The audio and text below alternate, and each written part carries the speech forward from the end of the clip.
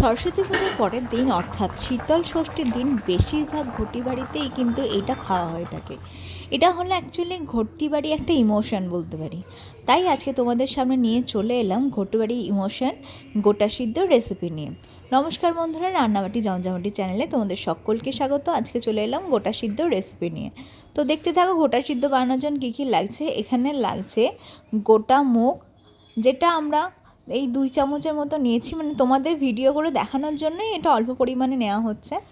তারপর নিচ্ছি আমরা গোটা বিউলির ডাল। তোমরা চাইলে এই ডালের পরিমাণ বাড়িয়েও নিতে পারো, কারণ এটার সাথে আরও এক্সট্রা অনেক কিছু ডাল অ্যাড হতে চলেছে। তাই আমরা এই মুগ আর গোটা বিউলিটা অল্প পরিমাণে নিয়েছি। এবার এই দুটো ডাল আমরা ভালো করে ড্রাই রোস্ট করে নেব। দেখতে পাচ্ছি এখানে কড়াই কিন্তু গরম হয়ে গেছে। এই গরম কড়াইয়ের মধ্যে দিয়ে দিলাম দুটো ডাল। এবার ভালো করে শুকনো কড়াইয়ে ভেজে নেব। একটা সুন্দর গন্ধ যতক্ষণ না আসছে ততক্ষণ আমরা এটা ভেজে যাব। দেখো আমাদের ডাল ভাজা প্রায় হয়ে গেছে। এবার আমরা গ্যাস বন্ধ করে ডালটা নামিয়ে একটু ঠান্ডা করে নেব। দেখো আমাদের এই ডালগুলো কিন্তু বেশ ঠান্ডা হয়ে গেছে। এবার এই ডালগুলোর সাথে আর কি কি ডাল মিক্সড করব সেটাই দেখিয়ে দিচ্ছি। এবার দিচ্ছি আমরা গোটা মসুর। আমরা এই গোটা সিদ্ধতে এই গোটা মসুরের পরিমাণটা একটু বেশি দিয়েছি অন্যান্য ডালের তুলনায়। তোমরা তোমাদের পছন্দ মতো ডাল কিন্তু বাড়িয়ে কমিয়ে নিতে পারো। এবার দিচ্ছি গোটা বরবটি ডাল, তারপর দিচ্ছি গোটা মটর, আর দেব গোটা ছোলা। এবার সমস্ত ডাল বা সমস্ত কলাই এগুলো আমরা সব মিক্স করে নিচ্ছি একসাথে। দেখতেই পাচ্ছ সব ঢেলে নিলাম একসাথে। এবার এটা ভালো করে 5 থেকে 6 ঘন্টার মতো, মানে সমস্ত ডাল যেন ভালো মতো ভিজে যায়, এইভাবে রেখে দেবো। দেখো আমাদের সমস্ত ডাল বা কলাই খুব সুন্দর করে কিন্তু ফুলে গেছে, মানে সব কিছু ভালো মতো ভিজে গেছে। এবার আমরা তোমাদের দেখাবো গোটা সিদ্ধ নামকরণটা কেন হয়েছে। এই যে এত কিছু সবজি আমরা গোটা গোটা দেবো বলে, তাই এই জিনিসটার নাম, এই পদটার নাম গোটা সিদ্ধ।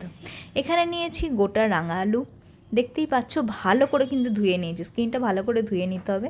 তারপরে এই পুচকে পুচকে ছোটো ছোটো বেগুন, তার সাথে গোটা শিম, গোটা মটরশুঁটি, গোটা আলু, আর কিছু মটরশুঁটি আমরা ছাড়িয়ে নিয়েছি। আর এখানে লাগছে আমাদের শীষ পালং শাক। এটা অনেকেই আছে গোটা গোটাই দেয়, কারণ নিয়ম যেহেতু গোটা সিদ্ধ তাই এটা গোটা গোটাই দিতে হয়। আমরা এখানে ছোটো ছোটো করে টুকরো করে নিয়েছি। এবার বলি, গোটা শিম বা গোটা আলু, গোটা রাঙা আলু এসবের সংখ্যাটা অনেকের বাড়িতে অনেক রকম, কেউ 5টা দেয়, কেউ 6টা দেয়। এবার যেই বাড়িতে যেরকম নিয়ম, আমরা তোমাদেরকে ভিডিও করে দেখাচ্ছি বলে তাই চেষ্টা করছি অল্প অল্প পরিমাণ করে দেখানোর। এবার আমরা একটা মশলা বেটে নিয়েছি, সেটা কি বলে দিই। আছে আদা, জিরে, ধনে, মৌরি, হলুদ, কাঁচা লঙ্কা। এই 6টা জিনিস ভালো করে মিক্সিতে আমরা বেটে নিয়ে, এবার অনেক ঘটি বাড়িতেই আছে এই গোটা সিদ্ধতে কোনো রকম কোনো মশলা থাকে না, আবার অনেকেই মশলা দিয়ে বানায়।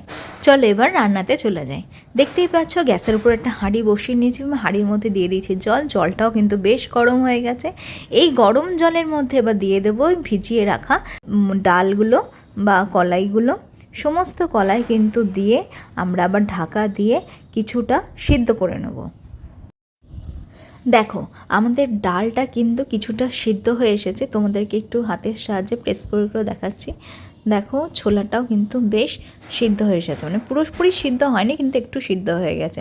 যখন সমস্ত ডাল বা কলাই একটু সিদ্ধ হয়ে যাওয়ার পর আমরা সমস্ত সবজিগুলো দিয়ে দিচ্ছি। প্রথমেই দিয়ে দিলাম পালং শাকের শীষ যে ডাঁটাগুলো, সেগুলো দিয়ে দিলাম। তারপর দিয়ে দিলাম রাঙা আলু, তারপর দিয়ে দিচ্ছি ছোটো ছোটো গোটা আলু। এটাও কিন্তু ভালো করে ধুয়ে নিতে হবে, নাহলে বালি বালি লাগবে খাওয়ার সময়। সব মানে দুটোই যেগুলো মাটির তলায় থাকে সেগুলো খুব ভালো করে ডোলে ডোলে ধুয়ে নিতে হবে। এবার দিয়ে দিচ্ছি পুচকে পুচকে ছোটো ছোটো বেগুনগুলো।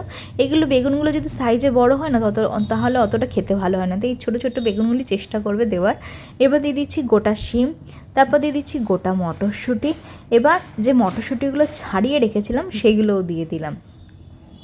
দেখো সব কিছু দিয়ে একটু ভালো করে নাড়াচাড়া করে সমস্ত সবজির জায়গাগুলো একটু অ্যাডজাস্ট করে নিয়ে তারপর যে আমরা মশলাটা বেটে রেখেছিলাম সেই মশলাটাও দিয়ে দেবো। এবার এই বাটি ধোয়া জলটাও কিন্তু আমরা দিয়ে দিলাম এবং সব কিছু ভালো করে মিশিয়ে নিচ্ছি। দেখো মিক্স করতে করতে বেগুনটা কালারটা কেমন চেঞ্জ হয়ে গেছে, মানে গরম জলের মধ্যে বেগুনটা পড়তেই কিন্তু সমস্ত বেগুনের কালারগুলো আস্তে আস্তে চেঞ্জ হতে শুরু করে দিয়েছে। এবার আমরা সব কিছু ভালো করে ঢাকা দিয়ে সুন্দর করে সিদ্ধ করে নেব। মাঝে মাঝে একটু নাড়াচাড়া করবো বটে, কারণ তলায় লেগে যায় যদি, সেই ভয়ে একটু মাঝে মাঝে নাড়াচাড়া করতে হবে। বেশি নেড়ো না, তাহলে ঘেটে যাবে সব কিছু। কী ভাবছো আমরা নুন দিতে ভুলে গেছি? না না, একদমই না। সবজিটা যখন হাফ সিদ্ধ হয়ে আসবে তখন আমরা পরিমাণ মতো নুন অ্যাড করব। তোমরা তোমাদের পরিমাণ মতো নুন এখানে অ্যাড করো। এবার দেখো, আবারও ঢাকা দিয়ে ভালো করে কিন্তু সিদ্ধ করে নেবো।